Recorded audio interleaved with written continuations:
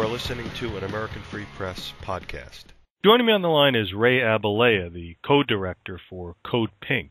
Rae, thanks for joining us today. Thanks so much for having me on. Rae, I just read something recently about the lawsuit that you instituted last year because of being assaulted in the Congressional Gallery by an AIPAC supporter being settled. But before we get into that, for the benefit of the listeners, just give them a little bit of background about what is CODEPINK and what do you do for them? Sure. Well, CODEPINK Women for Peace is a women-led peace and justice group. We've been around for almost 10 years. We started in response to the lead-up to the Iraq War and then President Bush's color-coded terror alerts, the code red, code orange, code yellow. We said we don't want to live in a fear-mongering, violence-based society, and we declared a CODEPINK alert for peace. And for years since then, we've been working to end U.S. wars and occupations, specifically in Iraq and Afghanistan. We now lead an international campaign to oppose drone warfare in Pakistan, Somalia, Yemen, and domestic use of drones for spying and violating our civil liberties. We're well known for being in the face of power, speaking up for justice and peace, and doing creative street protests to try to redirect our federal budget, our precious tax dollars, away from the bloated Pentagon budget and into life-affirming activities like healthcare, education, green jobs, parks, libraries, etc., the things that really keep us healthy and secure here at home rather than destroying the lives of communities in the Middle East and throughout the world. Yeah. And our website is codepink.org. Kind of makes sense, yeah. Not a bad idea. Yeah, I guess. And now the last time we spoke was, I guess, a little bit over a year ago, and at that point you were the Middle East coordinator for CODEPINK, and of course now you're the co-director. Congratulations. And in that interview, well, thank you for what you're doing, because it's really great. And in that interview we talked about how you were assaulted in May when Israeli Prime Minister Benjamin Netanyahu received 58 standing ovations, up and down, 29, by a supporter of AIPAC. And in that interview, we talked about a lot of things. And one of the interesting things that you brought up, and I don't expect you to remember this, but I'll bring it up, your uncle has some very significant Israeli history. What about him?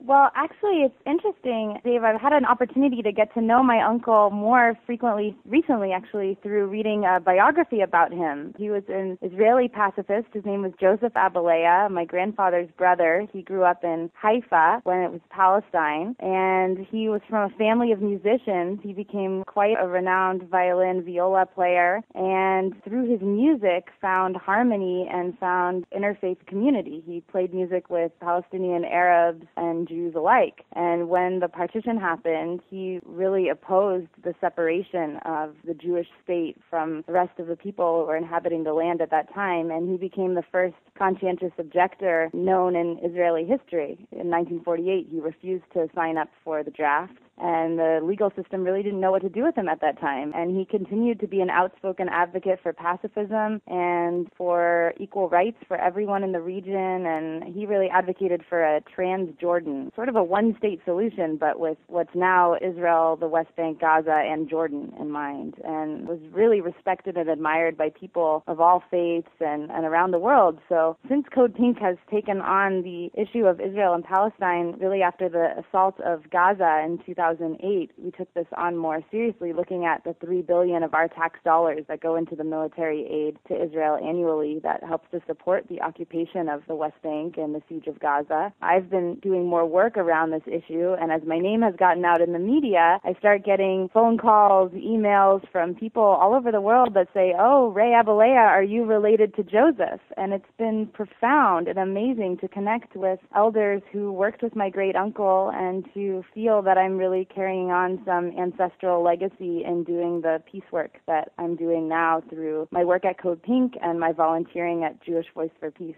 Yeah, that's great. That's terrific. I wanted to bring that up because that's pretty amazing, that historical connection. Yeah, he was an incredible man, really committed to nonviolence. I mean, there's a joke about him that Joseph never got his driver's license, so he always rode around on his scooter. And the reason for that is every time he had to take a driving test, he would get to an intersection, and at the time there were no stoplights, just stop signs, and he would wait for everyone else to go across the intersection before he would go. So he would fail the test every time because he was just so patient and kind.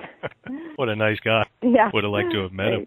Very sweet. So last May, I think it was May 24th, you basically I re-listened to the interview, and I know I spent quite a bit of time talking about it with you. You basically got the crap kicked out of you, to put it bluntly. You were pulled down. You got your neck wrenched. You had to go to the hospital. You're still experiencing pain from that. And this was all from holding up a banner and asking for equal rights for Palestinians. And on top of it, you were then read your rights while you were in a gurney. I don't know if you were arrested, but you were charged with inciting violence, I guess, in Congress, something like that, right? Yeah, well, the way you put it, it does sound stranger than fiction, but it is reality, in fact. Yeah, last year on May 24th, Israeli Prime Minister Netanyahu was speaking to a joint session of Congress, the House and Senate, and I had a very prized ticket to see this speech, and I was sitting in the Congressional Gallery, and Netanyahu was speaking about the politics of the Middle East, and I was becoming more and more incensed at the lies that he was saying, and I stood up, unfurled a banner that said, "Occupying land is indefensible," and I shouted, "No more occupation, equal rights for Palestinians," and as I had the pink banner out and I was standing up saying this, a man sitting a few seats to my right tried to grab the banner out of my hand and hurled me into the row of seats in front of me, and then proceeded to gag me and twist my neck. And the police escorted me out of the building, took me to the hospital, and then while I was getting x-rays and CAT scans for my neck injury, they read me my Miranda rights and shackled me to the hospital bed and told me that I was being arrested for disruption of Congress, which actually is a legal issue, and so I was taken from the hospital to the jail cell. Not exactly your favorite place to be when you've just been assaulted. And over the past year, I have been trying to hold the person accountable who did this to me, and for a while, I had a civil lawsuit against a John Doe because I didn't know the identity of the person. But because there is such high security in the Capitol building, I was able to subpoena from the Capitol Police and the district attorney records that showed who was sitting in which seats. And I was also able to work with the detectives at the Capitol Police to put an arrest warrant out for the man who assaulted me. And once we knew his identity as a man named Stanley Schulster, we found out that indeed he is a member of AIPAC, a volunteer lobbyist, and also a veteran in the Israeli Defense Forces and the U.S. Navy. So this is a military man, a retired lawyer, a seasoned political lobbyist who thinks that it's okay to wage violence on people whose opinions he doesn't agree with and to attack young women. And I found that absolutely unacceptable. Wow. That's cool that you were able to locate the guy the way that you did. That's really neat. And this is from an article actually that came out today. Stanley A. Schulter, 73. I guess he's from Oregon. This fellow, you said, was not only in the United States Navy, but he served in the Israeli military? That's right. There was a bio of Mr. Schulster that we found online on the Republican website from Oregon. I guess he was a featured speaker at this local Republican community, and in his bio it said that he was a volunteer veteran from the Israeli Defense Forces. And it also in his bio had some bragging about actually his attack of me, that I think it said he assisted in the subduing of the protester and that this made news. Yeah, I think his bio said he grabbed the woman who heckled the prime minister while he was speaking. So it's just creepy that someone would brag about that kind of violence, you know. I find that very problematic. There was also an article that came out right after the incident last May where Rabbi Shmuley Boteach, a well-known author, wrote this book, Kosher Sex. He's an Orthodox rabbi, and he wrote an article about his moral dilemma of whether or not to assault me. Now, I would think a rabbi would be having a moral dilemma of whether or not to intervene and stop violence, if anything, but pretty shocking and just highlights, I think, how nationalist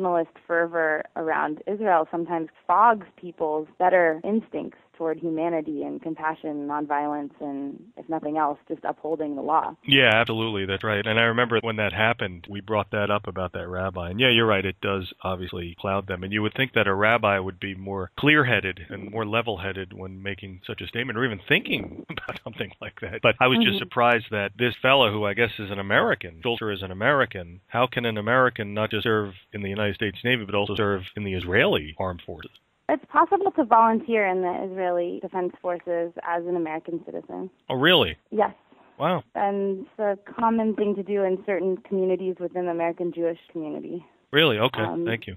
And it's also very easy for American Jews or Jews living in the diaspora around the world to get citizenship to Israel. And I find it problematic that someone like me, who has never lived in Israel, I've visited several times, but I wasn't born there, I don't live there, could very easily have dual citizenship because my father was born there or purely because I'm Jewish, while somebody who's Palestinian, who grew up there, who lived there, who was forced into a refugee camp in exile in 1948 or in 1967, cannot travel back to their home. It's incredibly problematic, and it's against the Geneva Conventions with relationship to refugee rights.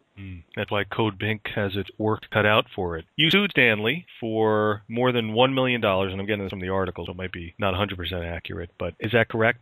Yeah, I think what I learned about the civil law system is that you, of course, start out asking for way more than you ever expect to get, and then you negotiate from there. So the starting offer doesn't always mean that much. Why don't you let the listeners know what happened? Because I could read it here, but it would be better if you let them know. Well, this is a very exciting victory, I think, this settlement. It's not every day that voices for justice get to triumph over the actions of the rich and powerful, and Absolutely. particularly when it comes to this Israel-Palestine issue. I've been engaged in this lawsuit with an excellent team of lawyers from D.C. for the past year, and actually at the defendant, Mr. Schulster's legal team's request, we began settlement negotiations and ultimately had a court-mediated settlement date in D.C. a couple weeks ago, and we were able to, over hours of negotiating, work out an amicable settlement, which I'm very pleased with, a very good amount of money to cover my injuries, my medical bills, and any future medical bills I may have, as well as Mr. Schulster publicly apologized to me and admitted that he should have let the authorities handle the situation, that he overreacted, and in the joint statement, he acknowledges my right to hold a different view, an opinion on the Israel-Palestine conflict, and that I do so in good faith, and I do the same for him, and we both acknowledge that Americans can agree to disagree peacefully. Now, that might sound like common sense, but coming from an AIPAC lobbyist, I think that is a landmark statement, because too often people who have any critique of the Israeli government or military's actions are labeled as anti-Semitic or traitors or whatnot. So I think it's really important to acknowledge that we can hold different viewpoints, but that those viewpoints shouldn't end us up getting gagged or choked. Yeah. And that we need to be peaceful. And I really hope that my case sends a message to other nonviolent protesters that we cannot tolerate this kind of violence, that we have to stand up for our free speech rights and protect our civil liberties. And I also hope that it sends a message to people who support the Israeli occupation and think that it's okay to do so through violence, that this is absolutely unacceptable. It's not acceptable in the United States, and it's also not acceptable in the West Bank or in Israel. And certainly we see much more severe cases of violence happening in the West Bank, whether it's settlers firing live ammunition or throwing rocks at Palestinian villages, bulldozing of homes, the tear gas and rubber bullets routinely fired on the peaceful demonstrators at the Friday protests at these tiny villages in the West Bank, and unlawful detainment and arrests of peaceful protesters. So I think that we are seeing a rise in violence on peaceful demonstrators, and it really has to stop, and I'm really glad that I did pursue this. And I feel that this is the case in which the legal system did deliver justice, and I'm really pleased about that. And I hope that it has inspired a change of heart for Mr. Schulster, and I really appreciate his apology. Yeah, it's very significant, and at the very least, what it's going to do, I think, in the future, during wherever the presentation might be, if somebody gets up and decides to protest it, it's going to probably force people to take a step back and think a little bit, hey, should I jump this person, or should I accost this person, because look what happened to Schulster. This news is probably spreading, I think, at least throughout the Jewish community pretty widely, right? Well, I hope so, and I'm doing my best to get the story out, and really appreciate you having me on your show so that people can hear what's happening and pass on the good word about this and let people know. And it's also important that we know our legal rights, and that there are attorneys out there like the National Lawyers Guild, the ACLU, the legal team that I had, Bernabe and Wachtel, who are willing to represent activists and help to see justice done.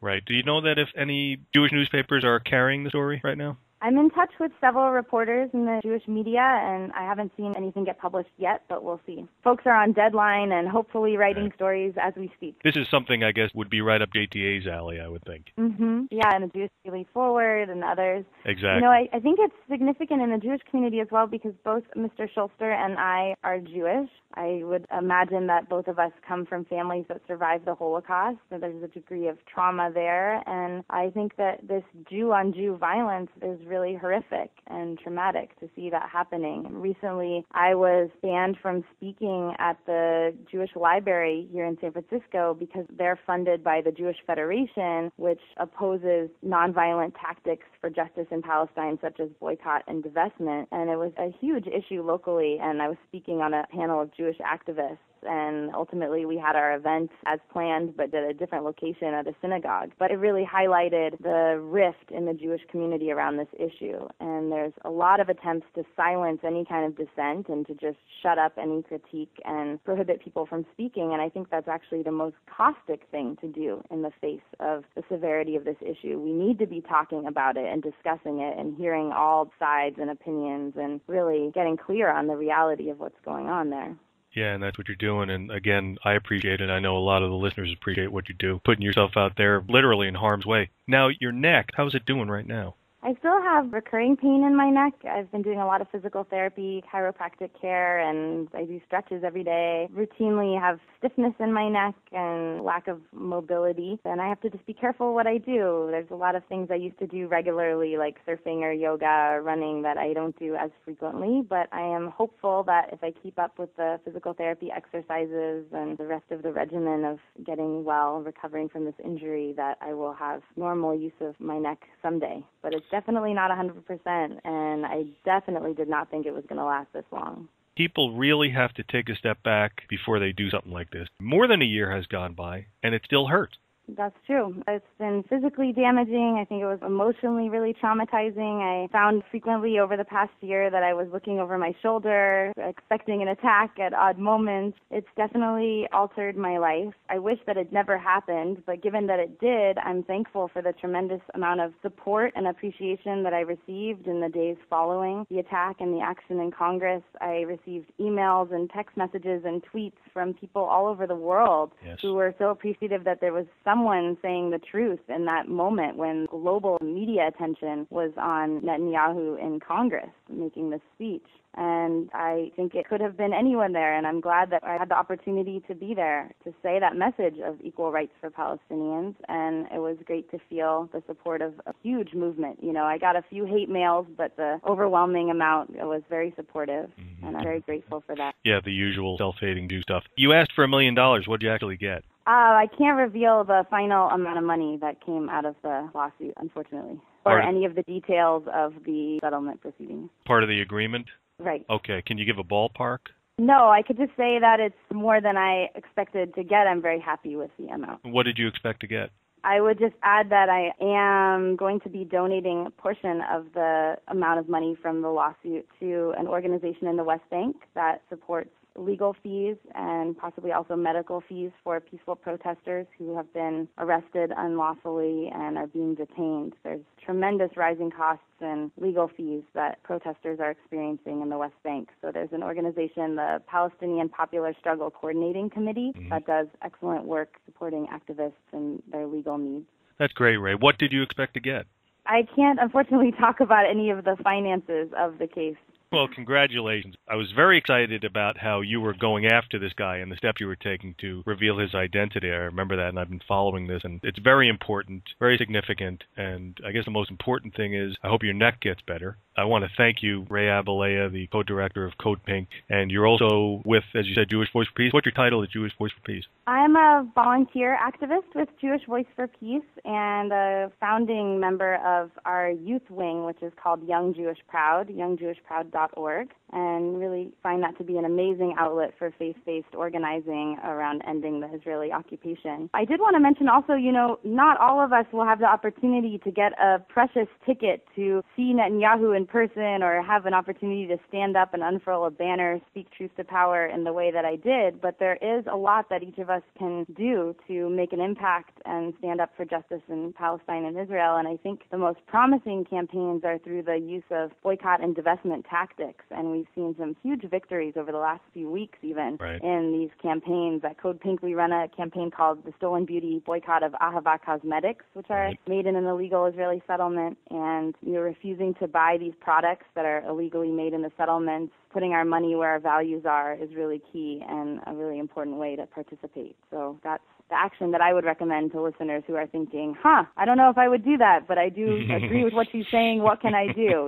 Visit us, stolenbeauty.org, and join the boycott. If folks do want to get involved with the causes of Code Pink or Jewish Voice for Peace, just go to the website? Yeah, codepink.org, and then to join the boycott, stolenbeauty.org. We had the biggest victory in our campaign to date just last week when Abigail Disney, who is the granddaughter of Roy Disney of Disney, denounced her shares of investment in the company. It turns out the Disney family actually owns 18% of this Israeli settlement company, Ahava Cosmetics. And so she's come out saying as soon as she can, she's going to divest her shares in Ahava and invest them in organizations in Palestine working for a just peace. So that's very exciting. If you want to be part of a successful campaign, please join us. It's working. And is that how you say Ahava? Ahava. A-H-A-V-A. That word means love in Hebrew, but we say there's nothing loving about an illegal occupation that strangles people from their land and livelihood. Rae Abileah, the co-director of Code Pink, I want to thank you so much for the time you spent explaining all this to listeners, and congratulations on this very, very significant victory.